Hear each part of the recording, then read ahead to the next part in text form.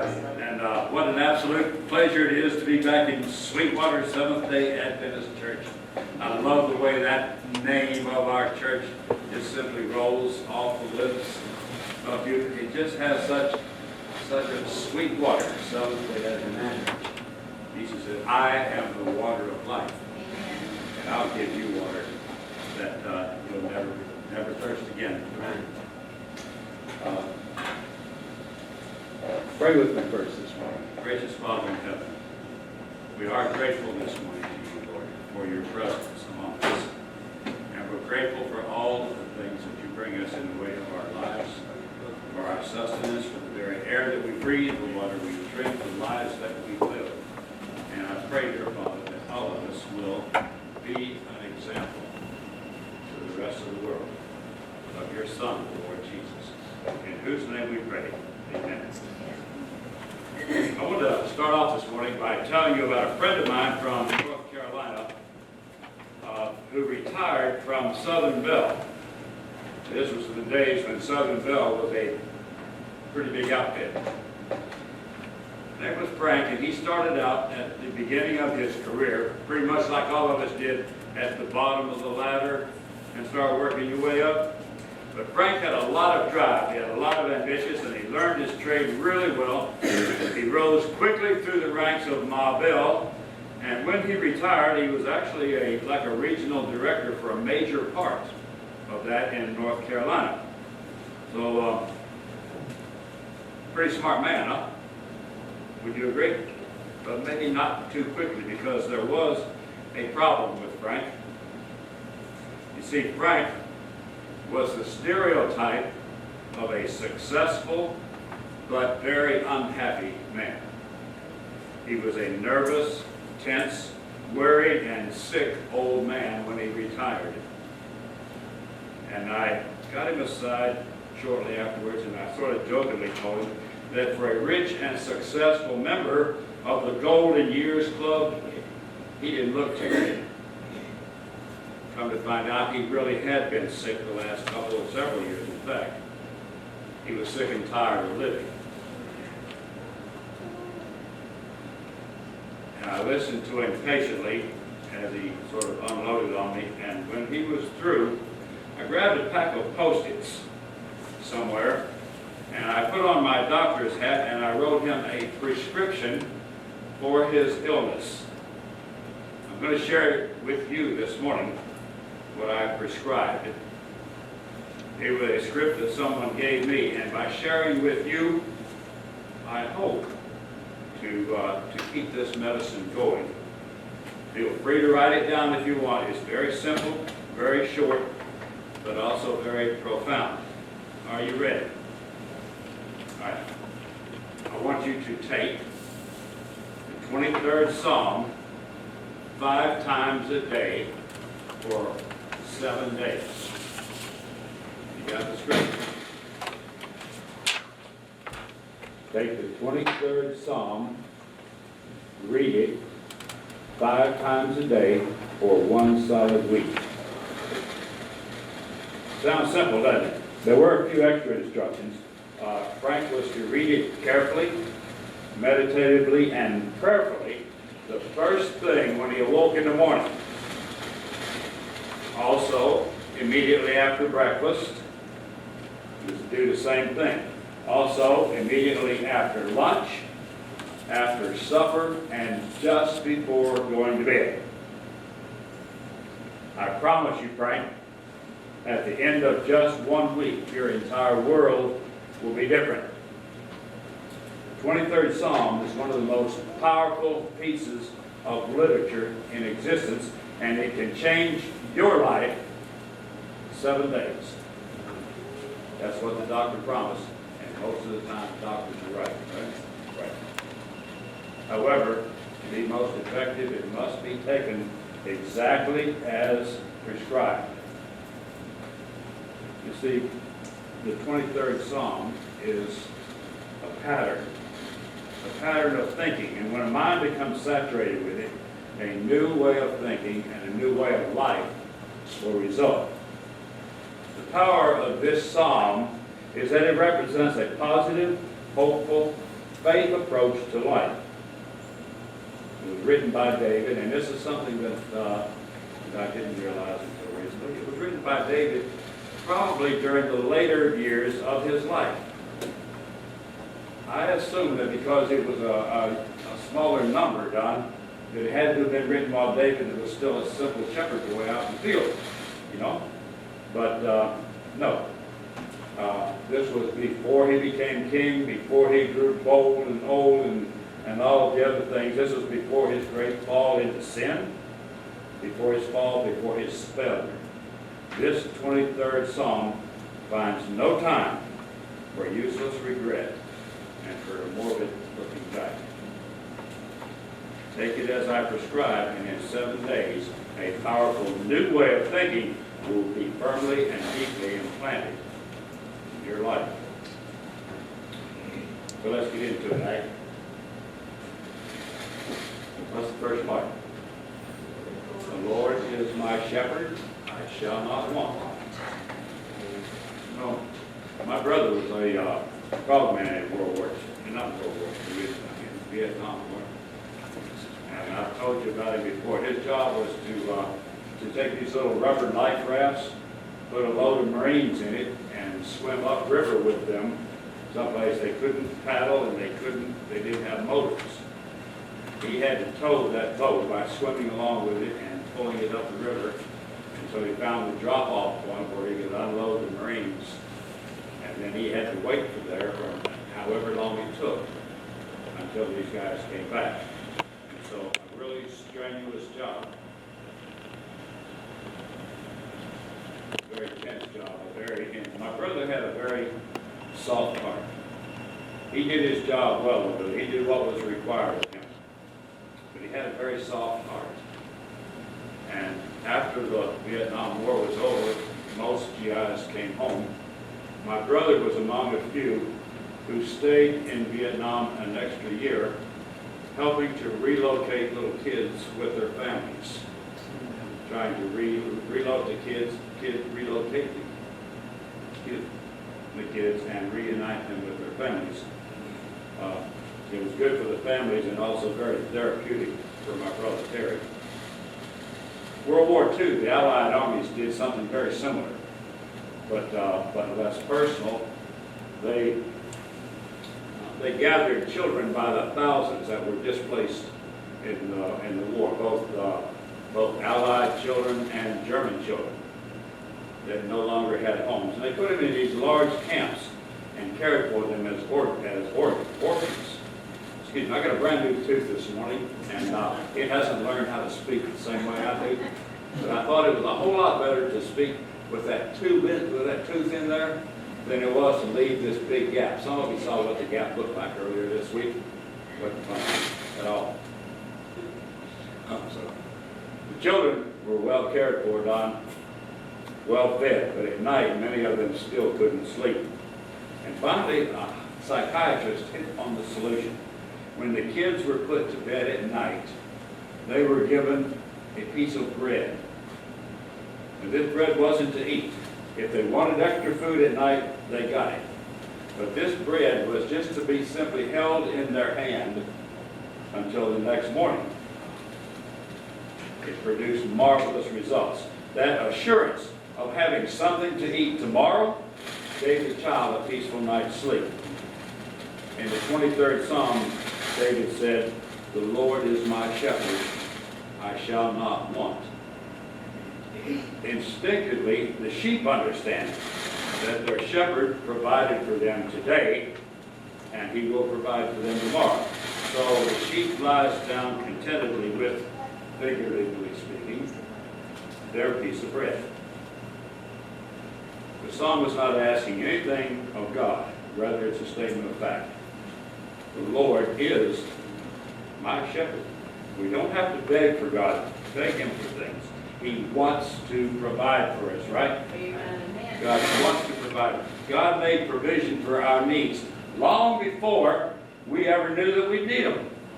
Food, security, warmth, fertile soil for our plants to grow, and even life in the seeds themselves, God provided. Matthew 6, verse 8 says, "Your Father knows what things you have need of before you ask of him. In that same story, verses 25 and 34, Jesus reminds us that if God will take such meticulous care of even the birds of the air or flowers of the field, how much more will he do for us? David said, "The Lord is my shepherd. I shall not want." With that faith, we can do everything that's asked of us without worrying about tomorrow. Next question. The next verse. He maketh me to lie down in green pastures. A friend of mine told me about getting up one morning to go to work, and he felt this sharp, stabbing pain in his back. He went to see his doctor, and the doc, instead of sending him on to work, sent him straight to the hospital and told him to plan to be there for at least a month. So his pastor came to see him. I'm not going to share the illness and stuff like that with you, but his pastor came to see him while he was in the hospital recuperating. And upon leaving, he left a cryptic piece of advice. "Charles," he said, "I have only one thing to say to you. He maketh me to lie down." My friend lay there in the bed, worrying long after the pastor had left, thinking about what the pastor had said, a sermon in 5 words. He maketh me to lie down. A shepherd gets up about 4 o'clock in the morning and gets up his sheep, gets them on the road out there, and the sheep walk steadily along as they graze. They don't, cow stands in the field and grazes in one spot until he eats it all up and then he moves on somewhere else. Sheep don't do that. Sheep walk as they graze, and they graze a lot deeper than cows. And by 10 o'clock, they're hot and tired and thirsty. But the wise shepherd knows that they shouldn't drink while their bellies are full, and they shouldn't drink while they're hot. So he makes them lie down in a cool, soft spot in the pasture. The sheep won't eat lying down. And obviously they can't drink lying down anyway. So what the sheep does is chews its cud instead. This enables it to digest its food better. When the food goes down and the sheep is cooler and able to get up and get a drink of water, and then the cycle starts all over again. This is the life of a sheep. It sounds boring, but sometimes kind of painful and peaceful too. He leadeth me beside still waters. The sheep is a very timid creature. He won't drink, for instance, from fast-moving waters. Anybody got any idea why? Something else new I learned this week about sheep. A sheep is afraid of fast-moving waters because if they fall in or get into the water and it's fast-moving, the water will soak into its wool quickly. The wool will absorb all this water, and a sheep will sink and drown. So a sheep won't jump into a river, for instance, like a horse will. It's got to be calm water, and if it is a moving stream, it can't be deep. They know instinctively that they're going to die if they do that. The shepherd knows this too, by the way, and the shepherd won't force the sheep. If the sheep doesn't want to go wherever the water is, the shepherd's going to make some other plans. The sheep knows it can't swim in a swift current. And the shepherd watches for still waters. If there are none, it says the shepherd will form a small dam in the creek. And when the water backs up a little bit and it's calm and smooth, then the sheep can come in behind the dam and drink from the pond. This petition of the 23rd Psalm has a wonderful meaning for us too, Eddie. God knows our limitations, and He doesn't condemn us because we have weaknesses. God does not force us. He does not require anything of us that is beyond our strength or abilities. And every test, as Pat has told me in the past, every test that comes before us has come before God before it gets to us. God knows if we can pass that test or not. And He even knows if we're going to fail it, and sometimes He allows us to do just that for better and higher reasons. So No matter what comes before me, I know that it's been before God before. God ministers to our needs. He understands that each one of us is dealing with, and He carefully, lovingly deals with it for us. And only allowing what He determines does for us at the time. Another Psalm, 121, verses 3 and 4, tells us that He will not suffer thy foot to be moved. He that keepeth thee will not slumber. Behold, he that keepeth Israel shall neither slumber nor sleep. All right. Navy women and men, and a lot of other, most of the military too, I'm assuming, perform a duty they call keeping watch.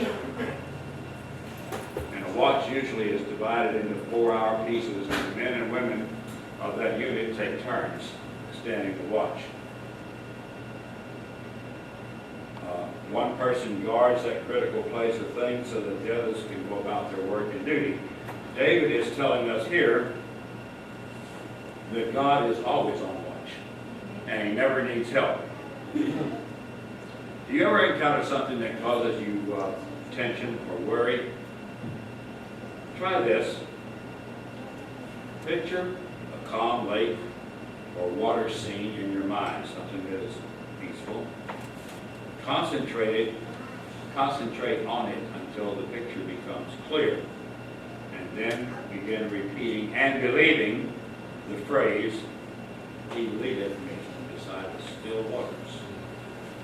The trust and surrender you'll feel come from knowing that God is the one in charge.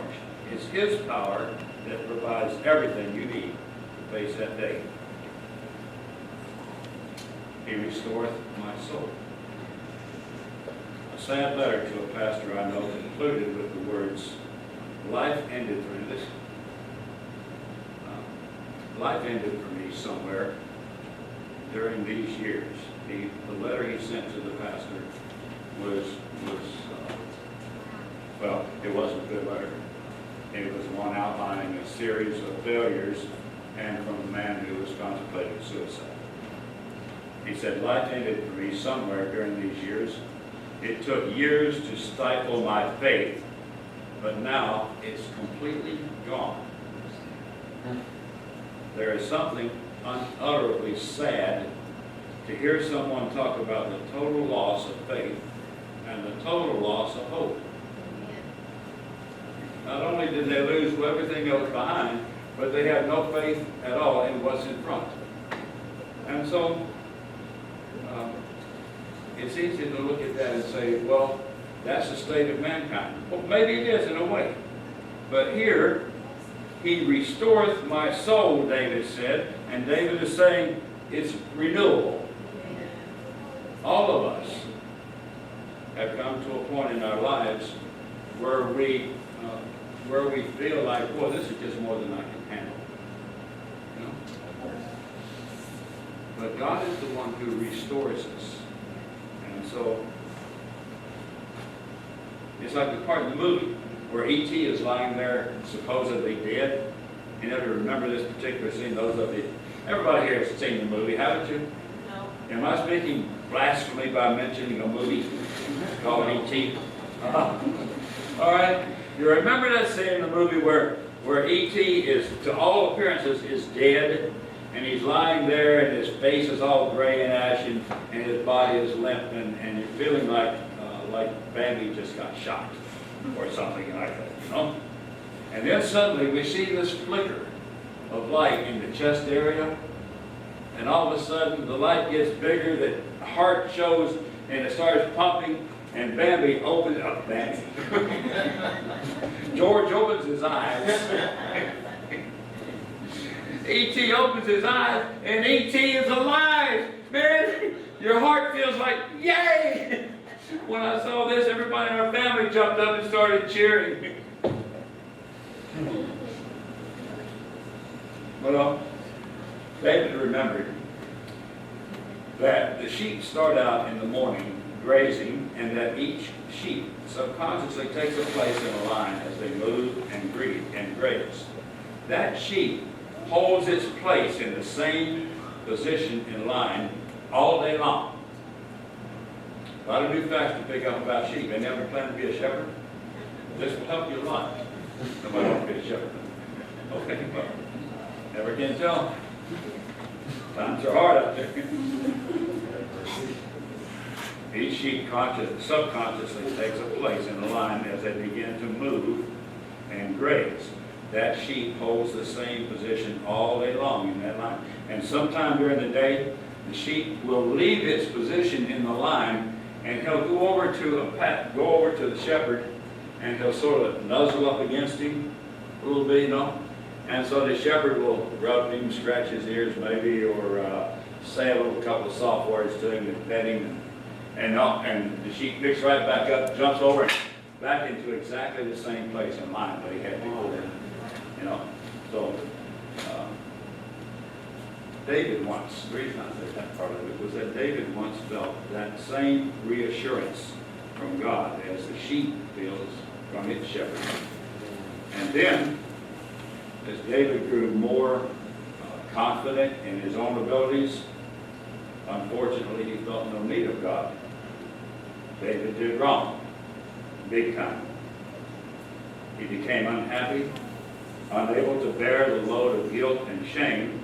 And then David repented, and God heard, and God forgave, and God restored. Amen. He restored my soul, is what David said about it.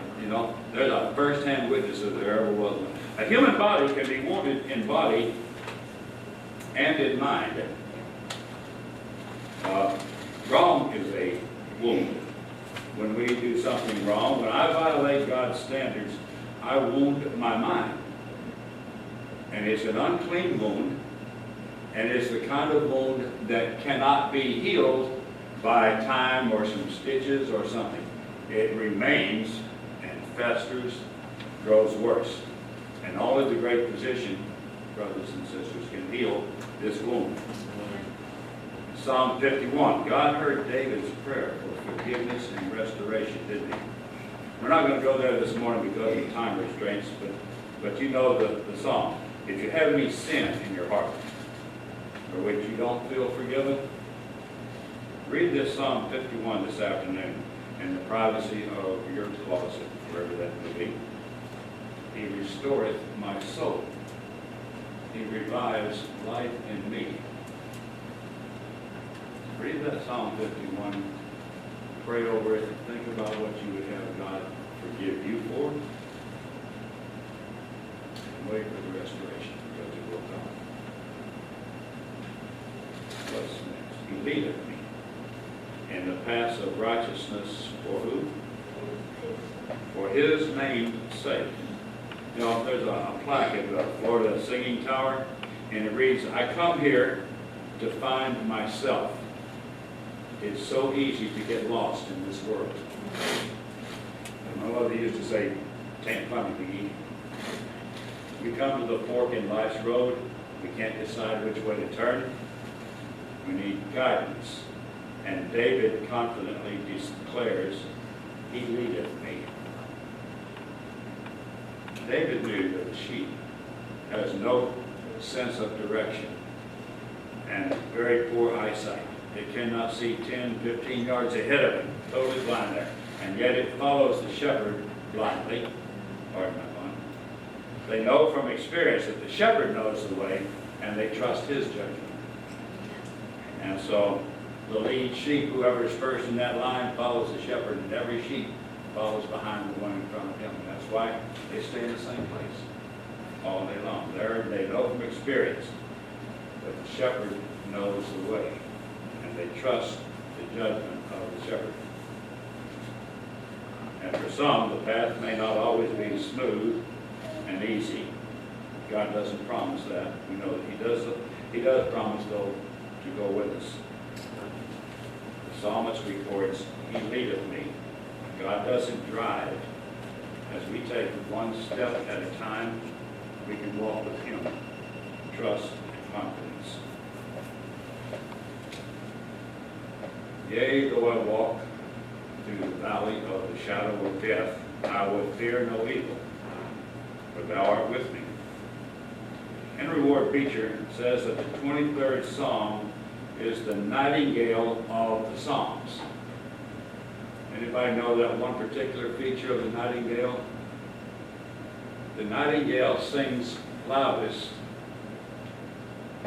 when the night is the darkest. So for most locales, it is just before the dawn, isn't it? But when the night is the darkest, that's when the nightingale sings the loudest. And for those, I'll fear no evil, for thou art with me as I wander through this valley of the shadow of death.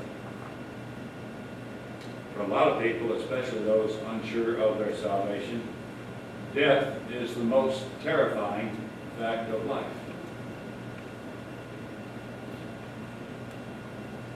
What else could be a terror factor in your life? Loss of a mate, loneliness, disappointment, despair. Go to your closet, friends.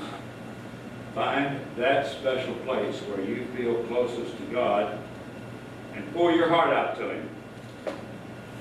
And then stay there and wait. Wait for that powerful and marvelous feeling that tells you Jesus is near. Yes. Jesus has the answer because only He knows the real problem. There will come a time as you sit there in your closet when you will feel things change, when you will feel His presence, and you will feel that He loves you alone as if you were the only person in the world. You'll know He's near. Wherever my pathway leads, David said, I'll not be afraid. And countless numbers have rid themselves of fear. Why? Because thou art with me. There is power in His presence. About thy rod and thy staff, they comfort me. The sheep is a helpless animal. It has no weapons with which to fight. It's easy prey. It is afraid. But the shepherd carries a rod, a heavy wooden hardwood club about 2 to 3 feet long. In 1 Samuel 17, David is telling Saul about the time when he slew, that was hard too, when he slew a lion and a bear protecting his sheep. Could you imagine how you would feel confronting a lion or a bear with nothing but a short club? I wouldn't face a lion or a bear with a .30-30 rifle. David killed them all with his little club, 2 or 3 feet, about like 8. And if you think about it, he has to be within range of both of those. He's less than an arm's length away. He has to be that close in order to hit them. And yet he slew them. Either one of these animals would have to be at arm's length before you could even hit it. The shepherd also carries a staff. Something about 8 feet long. It's thinner and lighter, and it has a crook in the end of it. And if the sheep fell into some precarious place, the shepherd could reach out, place the crook around the sheep's chest or head, and pull it to safety. And my mind works in weird ways sometimes, but when I was reading this and studying this part for the sermon, I had this picture, Jerry, of David. Couldn't get close enough to that lion or the bear with his little short club to do any damage. So he took his 8-foot staff with a crooked end of it and grabbed the lion around the neck and brought him close and hit him with a stick. I'm giving you some insight into Stuber there.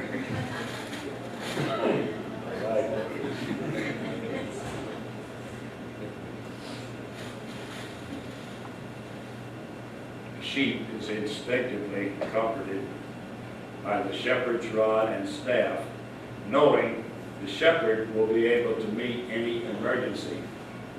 And that goes for you and me, brothers and sisters, in the walk of life in this world.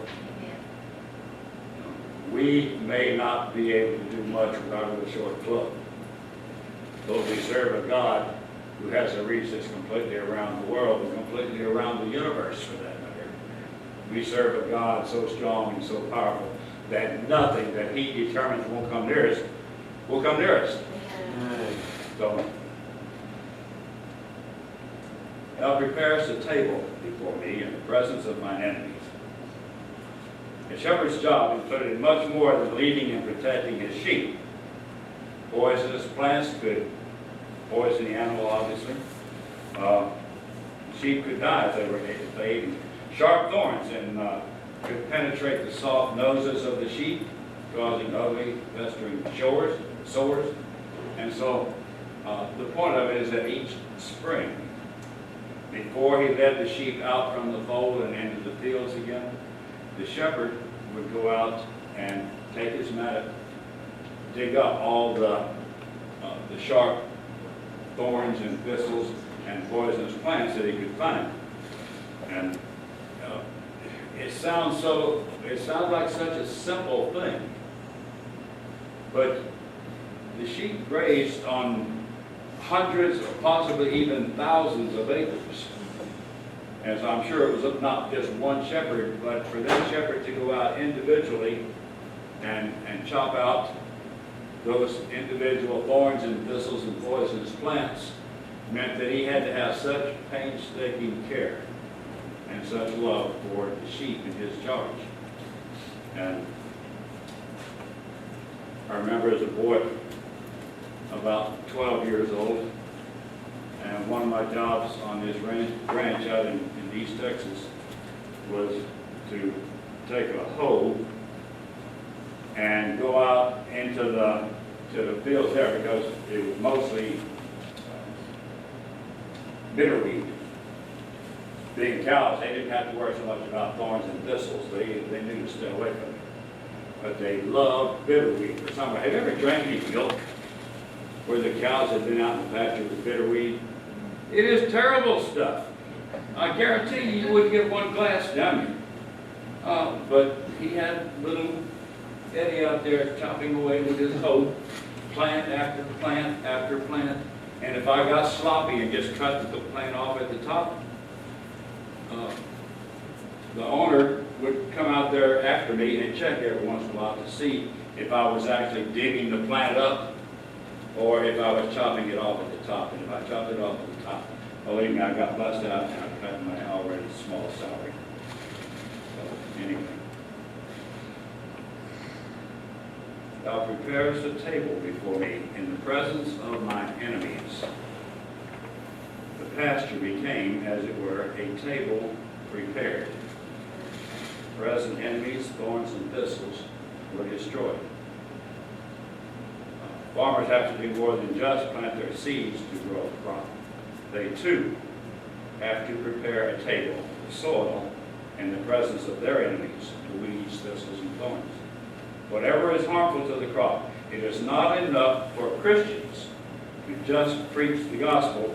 We must nurture a militant spirit that will war against the enemies of Christ, trusting in the Holy Spirit to lead our fight.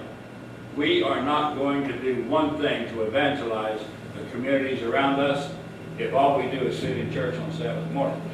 I promise you, we have to go out. We have to be a militant soul prepared to go out for Christ's purposes. There are enemies of God seeking to destroy, but the shepherd of men is out ahead of us, and we can be assured of the protection of his strength. Thou anointest my head with oil, my cup runneth over. American football, like rugby or soccer or any other contact sport, is a rough sport. If you expect to play, you expect to get hurt at times, don't you? So it is with life. If you plan to live it, you must also expect some bruises and pain. Oh, yeah. Thankfully, the Good Shepherd is there to bind up the wounds and sustain us, sometimes as a sheep grazed. Its head or nose would be cut by a sharp stone buried in the grass, or the sharp briars would cut into the nose and make those bruises and things. Sometimes the heat of the day or a steep pass would just be too much. At the end of the day, the sheep would just be tired and worn out. So the shepherd would stand at the door of the fold and examine each sheep as it passed through the fold. If there were hurt places, the shepherd would apply soothing and healing oil. Also, the shepherd kept a large vat of water there at the door, and after examining the sheep, the shepherd would dip down deep into this jar and pull up a cup of water, cool water, full to the brim, and allow the tired sheep to drink deeply of the cooling liquid. As little children, you or I might suffer a stubbed toe or a cut or a scrape. Mom always seemed to be there to kiss the hurt away. Someone told me that Mom and Dad both would put a Band-Aid on it, but the difference between the two, Mom would always kiss it and make it go away. You know, I thought that was cute. Getting hurt didn't stop when we grew up. A broken heart, an aching conscience, hurt feelings. The world can hurt us 1,000 ways, and sometimes we just get tired and discouraged. But the good news, of course, is the tender shepherd who understands the hurt of his children and who stands ever ready to heal that hurt. Did you notice, too, in this verse that David wrote, "Thou anointest my head with oil, my cup runneth over"? There was a shift there, wasn't there? Up until this time, David had been concerned with the flock, and so he used the third person singular in all the previous verses. Here he shifts to the singular personal pronoun for you English majors and students that are in high school. And still remember what a singular personal pronoun was, Michael. All day long. Michael doesn't worry about it. All day long, the shepherd had been concerned with the flock of gold. But he'd go into the fold, he takes them one by one. Jesus, the good shepherd, knows my name. He heals my broken heart. He places the power of the universe at my disposal. You know, it's a wonderful, personal God that we serve. Surely goodness and mercy shall follow me all the days of my life. As I told you at the beginning, David was an old man when he wrote the 23rd Psalm. He had experienced tragedies and disappointments, but he had also come to know God. A God who knows the needs of his children and who abundantly provides for them. You and I, through TV and other media, have observed the evil and wickedness of men throughout the world in all its form. All we have to do is sit down and watch the evening news, and we can see everything from severed heads to mock severed heads to you name it. Somehow, as our minds picture the loving shepherd leading his sheep, our minds conjure a picture that he will lead his sheep, you and me, through all those dark valleys. Quit predicting gloom and disaster for your world and yourself. Begin the morning with hope. Plant this firmly in your mind. Surely goodness and mercy shall follow me, and they will. And I will dwell in the house of the Lord forever. It's interesting to be downtown Atlanta, especially on a Friday afternoon. If you're not in the traffic, it's easy to observe people pouring out of all those buildings, especially the one where Pat and I work about 3 or 4 months out of the year. But everywhere, they're all going. On Friday, there's something different. They're not just going home. They're going home for the weekend. The weekend's in front of them. They got plans.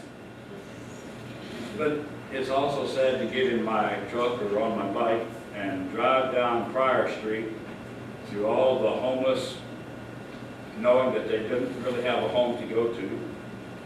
It's even more depressing to know that among all these people, homed and homeless, who have no hope, no assurance that at the end of their final days, they don't know where they're going, if anywhere.